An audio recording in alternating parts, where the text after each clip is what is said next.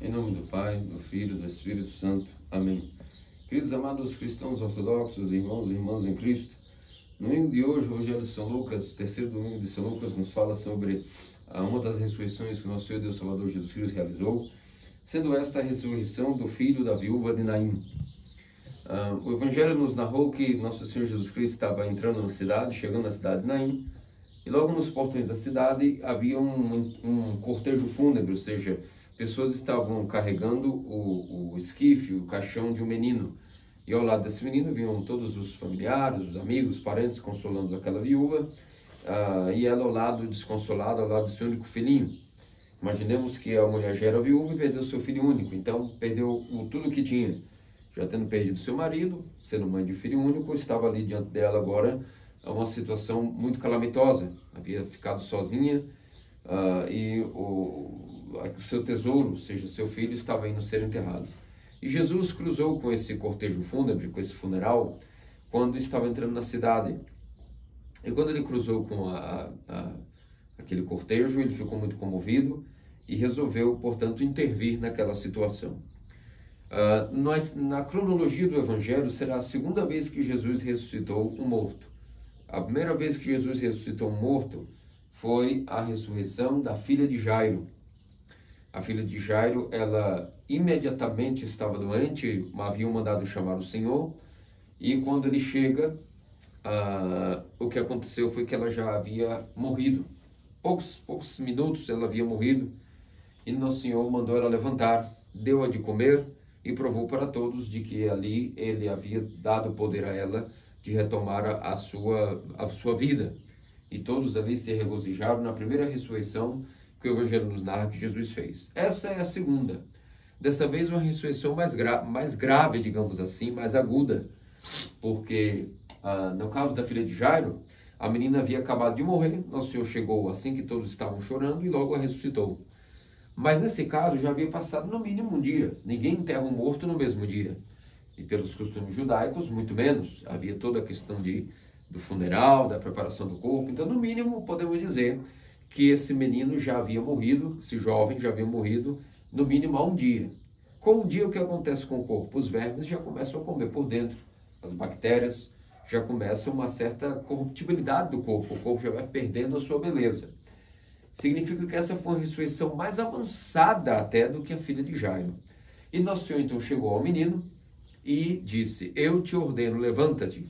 Naquele momento deu de comer ao menino, e o mecanismo pelo qual nosso Senhor resolveu ressuscitá-lo foi através da voz, ordenando também tocou o caixão, ou seja, tocou o esquife. Meus queridos amados cristãos ortodoxos, nosso Senhor Jesus Cristo mostra aí a sua natureza humana divina como cura para a morte, como um anúncio já ao Hades de que a cura para a morte estava chegando. Primeiro ele gritou isso através da filha de Jairo, devagarinho, a menina mal morreu, ele ressuscitou. Agora, nosso Senhor audaciou mais ainda a morte. Tendo já diante dele um morto de um dia para trás, ele também ordenou: volte do Hades, ó alma. E através de sua voz ordenou, chamando a alma de volta do Hades, e com seu poder também, com sua natureza humana, também curando, tocou o esquife, ou seja, o caixão, mostrando que tanto o seu corpo quanto a sua palavra tem poder sobre a morte, para mostrar que, de fato, não era apenas um fantasma, que nosso Senhor também curava através de sua dupla natureza, a humana e a divina. Ele mesmo ali utilizou da voz, com sua ordenança divina, e com seu toque, mostrando que a sua natureza humana também teria poder sobre a morte. Então, o que aconteceu? A corrupção teve que regredir e o menino ressuscitou. Nós sabemos que depois haverá uma terceira ressurreição, mais grave ainda, que será lá no final da passagem terrena de nosso Senhor Jesus Cristo, no chamado Sábado de Lázaro. Ele ressuscitou também o seu amigo Lázaro, que agora já estava morto, não na mesma hora, nem no mesmo dia, mas há 4 dias já. E já estava enfaixado, e todos, quando abriram o túmulo, diziam que já fedia. E mesmo assim, nosso Senhor disse: Lázaro, levanta, sai. E ele ressuscitou. Demos aí, no mínimo 3 vezes, nosso Senhor ressuscitou morto, enquanto ele estava caminhando sobre a terra, em sua missão terrena. Mas, muito provavelmente, ele realizou outras ressurreições. Mas os apóstolos quiseram escrever essas três de maneira gradual, para que fique bem escrito e bem gravado na mente dos que leem o Evangelho, de que Nosso Senhor ressuscitou uma pessoa assim que morreu, uma pessoa depois de um dia de falecimento, e até um morto de 4 dias. E depois tem uma ressurreição que foi a maior de todas. Que ressurreição foi essa que foi a maior de todas? Qual foi a ressurreição que Nosso Senhor realizou, além dessas três, que foi a maior de todas, na opinião de vocês? Qual foi? Eu disse da filha de Jairo, do filho da viúva de Naim, do seu amigo Lázaro, irmão de Marta e Maria, e teve uma outra. Qual foi a maior ressurreição que Nosso Senhor realizou? A maior de todas, qual foi? Na opinião de vocês, qual foi a maior das ressurreições que Nosso Senhor realizou? Qual pode ter sido só? Qual foi? Em vossa opinião, qual foi a maior ressurreição que Nosso Senhor realizou? Alguém quer chutar? É uma coisa até óbvia. Adão vai ressuscitar lá no juízo final. Mas, de fato, a alma dele foi resgatada do Hades. Já falaremos disso já já. Mas a maior das ressurreições que Nosso Senhor realizou foi a dele mesmo. Nosso Senhor morreu ou não? Cristo morreu ou não na carne? Enquanto Deus, ele podia morrer ou não? Sendo Deus. Deus morre ou não? Então, enquanto Deus, ele nunca morreu. Mas enquanto homem, ele morreu ou não? Morreu em que tipo de morte? Qual foi o tipo de morte que Cristo morreu? Morte de cruz. Cristo foi crucificado. E quantos dias ele demorou para ressuscitar? Quantos dias? 3 dias. E onde é que ele estava nesses 3 dias? O que ele estava fazendo? Onde Cristo estava nesses 3 dias com seu corpo? No sepulcro, com sua alma estava em nenhum lugar, com sua alma. No corpo ele estava no sepulcro. Em sua divindade, nunca deixou o seio do Pai, porque Deus é Deus. Agora, com sua alma humana, ele foi para um lugar, resolveu um probleminha que faltava ele resolver, ainda acertar as contas com o Hades. Então, Nosso Senhor, dos 3 dias que estava, o seu corpo estava no sepulcro. Sua divindade, sua pessoa divina, nunca abandonou o trono com o Pai e o Espírito. Mas a sua alma humana foi até o Hades. E é aqui que nós veremos, então, a diferença das 3 ressurreições que Cristo realizou, o Evangelho nos narra, e da sua ressurreição, que foi, por isso chamamos a gloriosa ressurreição. Porque existiram outros homens, além de Cristo, que também ressuscitaram mortos. No Antigo Testamento, Elias já ressuscitou morto. No Novo Testamento, Pedro também ressuscitou morto. E os apóstolos ressuscitaram muitos mortos para darem sinal de que eles também estavam tendo poder, e esse poder vinha de Cristo, que eles anunciavam que também havia ressuscitado. Por que nós cremos na Igreja Ortodoxa? Qual é a diferença de todas as igrejas? E por que nós sabemos diferenciar que a Igreja Ortodoxa é a verdadeira? Que até Roma e o Papa um dia eram ortodoxos, depois se separaram e agora não são mais ortodoxos. Mas de onde é que vem a nossa fé? Por que a gente sabe com tanta ferocidade que nós estamos na Igreja verdadeira? Qual a única coisa que nos garante dizer sim, vale a pena ser um cristão ortodoxo? Justamente isso. Porque nós temos a força da ressurreição de Cristo em nossa pregação, em nossos sacramentos, e tudo que nós vivemos é a luz da ressurreição. As outras igrejas não possuem a luz da ressurreição. Algumas porque se separaram da Igreja Ortodoxa, como na virada do milênio, a Igreja de Roma se separou, e outras que são igrejas inventadas e nunca nem fizeram parte do corpo de Cristo. Só o corpo de Cristo está ressuscitado com uma ressurreição diferente de todas. Porque já houveram ressurreições, mas igual a de Cristo nunca houve ainda. O que tem de diferente entre a ressurreição de Cristo e as outras ressurreições que já ocorreram? É muito importante a gente entender isso, porque se a gente entender isso, não faz nem sentido estarmos aqui. Para que acordaremos domingo? E comemoraríamos o dia que Cristo ressuscitou? Foi num domingo. Por que nós vemos no domingo a igreja? Para celebrar que Cristo ressuscitou. Por que nós acabamos de passar pelas matinas, esse ofício longo e demorado? As matinas comemoram a ressurreição de Cristo, que ressuscitou de manhã cedo para as miróforas. Por que nós comungamos os santos dons? Para quê? Como comer um corpo, tomar um vinho? Poderia ser só uma ilusão? como os protestantes que vão para a Santa Ceia e comem lá um pãozinho francês, um vinhozinho de suco de uva, e tomam e dizem que estão cheios da graça. Mas nós celebramos uma liturgia na qual temos a certeza de que comemos Cristo ressuscitado. Bebemos o seu sangue ressuscitado. Já não é mais um sangue comum, nem um corpo comum.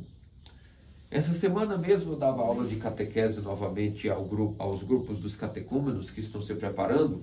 E o nosso neófito Daniel do Paraguai também participa dessa classe. E ele foi batizado, como vocês sabem, umas 3 semanas atrás, lá na minha viagem pastoral ao Paraguai. E eu perguntava, e aí, como andam as coisas, como vai a vida de recém-batizado? E ele disse espontaneamente, padre, depois, não sei, me sinto diferente. Depois que comunguei os santos dons, sinto-me uma pessoa diferente. Então, na Igreja Ortodoxa, nós temos a total certeza que não trata-se de ir para a primeira comunhão, como os católicos que celebram a primeira comunhão, os 9 aninhos, e vão para a missa e comungam, e emocionalmente até podem sentir algum fervorzinho, mas eles não podem ter essa garra e essa ferocidade que nós temos de dizer que sentimos, na verdade, quando comungamos, uma força diferente dentro de nós, atuando durante toda a semana. Isso durante no domingo, que é o dia que Cristo ressuscitou, então é um dia mais santo que os outros até.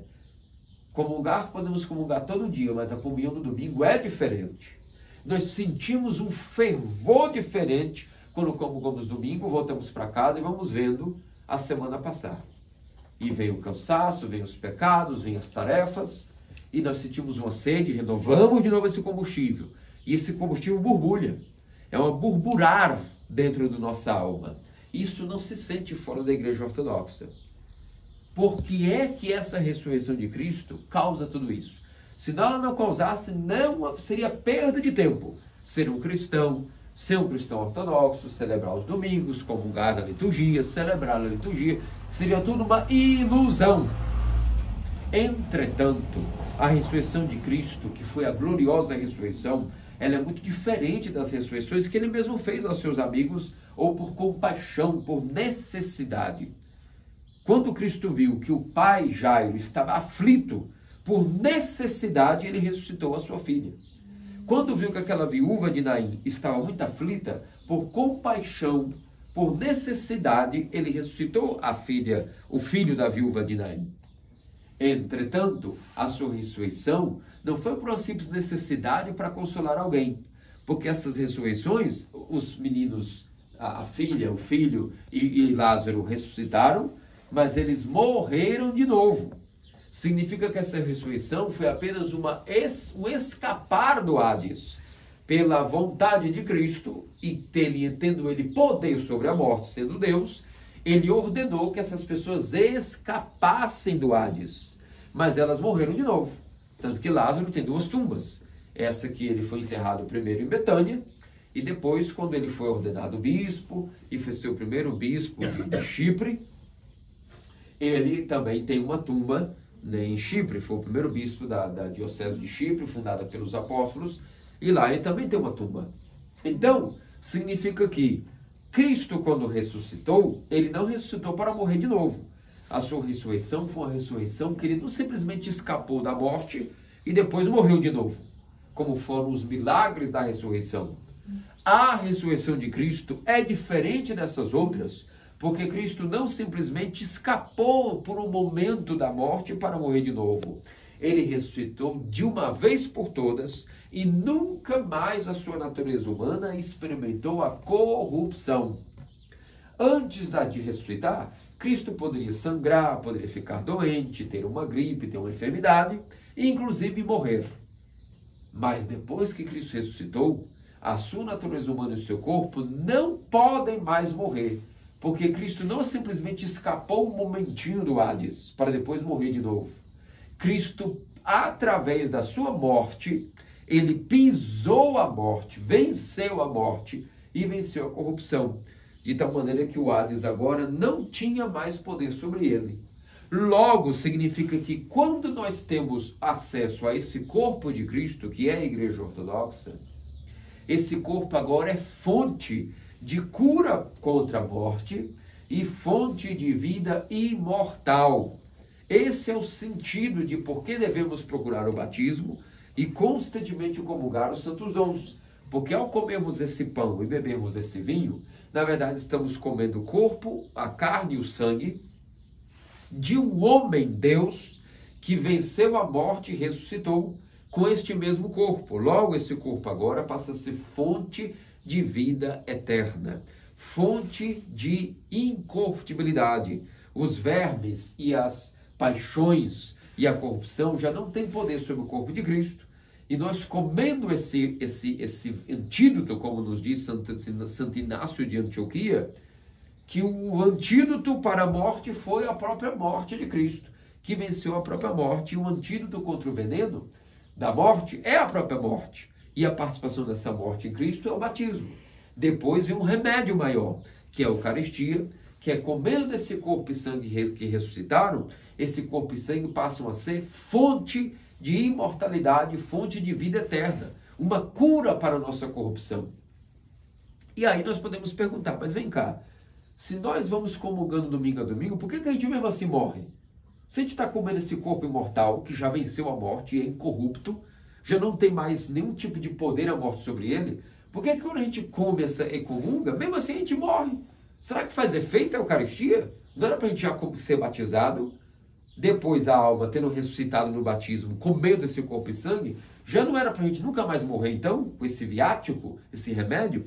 E a explicação nos dá São Gregório Palamas. É que assim como Adão, quando caiu, primeiro a sua alma morreu e depois o seu corpo morreu, primeiro a alma morreu e centenas de anos depois é que o corpo de Adão foi morrer, a cura tem que ser a mesma coisa, ao contrário. Então, de novo, primeiro a nossa alma ressuscita, e ela ressuscita no batismo, e ela vai ganhando força contra a imortalidade através da constante comunhão dos santíssimos e preciosíssimos mistérios do corpo e sangue de Cristo. Então a alma vai ganhando ali toda a energia da vida eterna. E a alma, quando nós morrermos, se ela viveu o segredo dos mandamentos, imitou e viveu a vida de santidade e tinha esse remédio, a alma, quando o corpo morrer, a alma não vai para o Hades, ela estará no paraíso, aguardando a ressurreição do corpo, porque o corpo só pode ressuscitar depois que ele passar pela primeira morte, porque assim como Adão morreu primeiro na alma e depois morreu no corpo, é assim a cura tem que vir primeiro curar a alma, e depois nós morremos, o corpo morre, mas não significa que a alma morreu. Quando um cristão ortodoxo morre no corpo, não significa que a alma dele morreu com o corpo. A alma dele vai para o paraíso, se é que ele comungou constantemente os dons e viveu a terapia contra a cura da morte, que são os mandamentos, imitando os santos e os exemplos que eles deram. Então, o que acontece? Essa energia que a alma acumulou, quando vier a ressurreição dos mortos, a alma vai ceder e comunicar a essas células, a esses átomos e moléculas que foram espalhadas pela criação, para que esse corpo seja convocado pela alma. Quando vier a ressurreição dos mortos, Cristo aparecerá na segunda vinda e todos vão ressuscitar. Quando vier essa convocação para que todos saiam das tumbas, as moléculas, os átomos vão se reorganizarem, e aí depende que tipo de corpo cada um vai ganhar de novo. Aqueles que tinham uma alma batizada e que com certeza, através de comungar os santos dons, acumularam essa energia da Eucaristia, vão comunicar ao corpo, na ressurreição dos mortos, um corpo completamente incorrupto como o de Cristo. Mas aqueles que morreram no pecado, o que aconteceu já com a alma? Morreu duas vezes.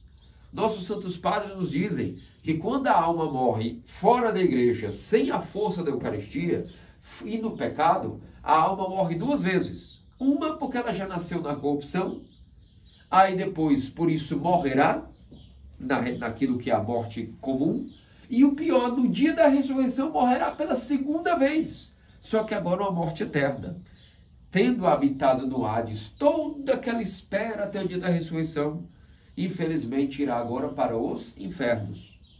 Então, por isso que às vezes uma pessoa pode morrer duas vezes, uma vez no corpo e depois morrer na alma no dia da ressurreição. Mas aqueles que participam da ressurreição gloriosa de Cristo, através dos mistérios da Igreja Ortodoxa, essa pessoa morre apenas uma vez, a morte do corpo, mas na alma ela ganhará força para a vida eterna, essa alma estará ressurrecta no batismo e na Eucaristia, e depois, quando o corpo ressuscitar, a alma comunicará o que ela é ao próprio corpo. Porque na ressurreição dos mortos, quando Cristo voltar na segunda vinda, quando todos ressuscitarem, as almas vão se comunicar de novo com seus corpos. Uma alma que estava obscura vai comunicar obscuridade ao corpo.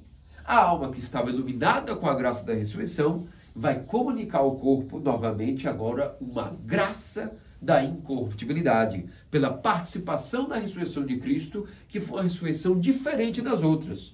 Uma ressurreição que não simplesmente deu escapadinha do Hades, mas uma ressurreição que abominou, destruiu, pisoteou e aniquilou o Hades, de tal maneira que o corpo de Cristo agora nunca mais passaria por nenhum tipo de corrupção, nem doença, nem envelhecimento e nem morte. Logo, essa é a diferença das ressurreições da filha de Jairo, do filho da viúva de Naim, de Lázaro, da ressurreição de Cristo. Uns apenas escaparam da morte por um tempo, e Cristo, aquela ressurreição, foi uma vitória definitiva sobre a morte, não podendo mais a morte matar nunca mais o corpo de Cristo. E é por isso que nós devemos participar e buscar com toda a nossa sede esta ressurreição. Como é que nós participamos dessa ressurreição? Primeiramente no batismo. Através do batismo, nossa alma desce com Nosso Senhor ao Hades, misticamente, através da água abençoada do Jordão, e morre, é crucificada, morta e ressuscita com Ele. Depois, essa alma vai receber uma força para a vida eterna, que é a unção da graça do Pentecostes através do Crisma, para que ela possa vir a receber todos os demais sacramentos e a força da Igreja Ortodoxa no modo de vida, e ela vai em comum esses santos dons. Mas como nós temos problemas, temos nossos pecados, nossas fraquezas, temos que vencer as paixões, todas as vezes nós pecamos, nós voltamos, vamos para a confissão e recebemos de novo a comunhão, e o batismo é completamente ali renovado a cada domingo, a cada comunhão, a cada grande festa. Por isso, meus amados cristãos ortodoxos, nos esforcemos para ter uma vida em Cristo. Tudo aquilo que é muito difícil e parece impossível de cumprir, para que a gente possa participar da ressurreição de Cristo, nossos pecados, nossos pensamentos malignos, nossos desejos abomináveis, tudo isso, Cristo pode vir vencer em nós, porque Ele mesmo tem o poder de trabalhar em nós. Basta que nós tentemos ao menos um pouquinho. Se nós tentarmos ao menos um pouquinho vencer o nosso pecado, dar o nosso pequeno esforcinho, Deus, nosso Senhor Jesus Cristo, que é um Deus conosco, não é um Deus que fica distante lá observando a nossa luta, mas um Deus que vem lutar conosco, cheio de amor, cheio de misericórdia e compaixão. Ele vai nos ajudar no que nós não damos conta. Nas coisas que para nós é muito difícil vencer, Cristo vai vindo vencer conosco. Basta que nós tentemos um pouquinho. Demos o nosso pequeno esforço, a nossa pequena parte, e nós devagarinho vamos vencer os nossos pecados, nossos maus pensamentos, nossas paixões, e devagarinho Cristo vai nos ajudando a vencer, desde que nós tentemos ao menos um pouquinho. O que nós não conseguimos, Ele vem conseguindo em nós. A nossa parte é nunca desistir, e até o último segundo da morte, tentar, na hora da morte, mesmo assim, morrer tentando, como diz o ditado, vou morrer tentando. Isso se aplica nada melhor do que a nossa participação na vida de santidade e na nossa luta contra o pecado. E para isso temos aí a intercessão da Teotocos, Santa Virgem Maria, uma intercessão poderosíssima que nós podemos invocar para que ela venha nos dar suas graças, suas ajudas. Que vida boa é uma vida com a ajuda da Teotocos. Quando nós podemos orar a ela todo dia, qualquer probleminha, a gente ora e diz: Santíssima Teotocos, salvai-me. A ti, protetora e invencível, canto esse cântico de vitória. É muito bom. Agora, que deprimente deve ser uma vida para quem não conhece a Mãe de Deus, para quem não entende como funciona a oração. Realmente deve ser uma vida muito vazia, porque nem os amigos da terra nos preenchem nos nossos momentos mais difíceis. Nenhuma risada, nenhuma piada, nenhum vídeo, nada vai nos preencher. Quando bate a tristeza, só a companhia da Mãe de Deus, a companhia dos santos, a força que eles nos comunicam para experimentar a ressurreição de Cristo é que nos preenche. Por isso, basta que tentemos um pouquinho ser obediente aos mandamentos, e aí nos sacramentos, na comunhão, Cristo vem e vai nos comunicando secretamente as alegrias da ressurreição. Por isso, meus amados cristãos ortodoxos, vamos nos esforçar por essa meta número 1 que é a nossa vida, que é morrer tentando participar da ressurreição de Cristo. E nisso, a nossa alma poderá, nesta vida, já acumular a força da ressurreição e a morte não terá poder sobre ela. E no dia da regeneração, como diz São Dionísio Areopagita, no dia da ressurreição dos mortos, ali também o corpo participará na comunicação da força da ressurreição, que a alma primeiro participou através dos sacramentos, das orações e de toda a graça. Que diz nosso Senhor Deus Salvador Jesus Cristo, faça-nos dignos pelas orações da Teotocos sempre Virgem Maria e todos os santos. Amém.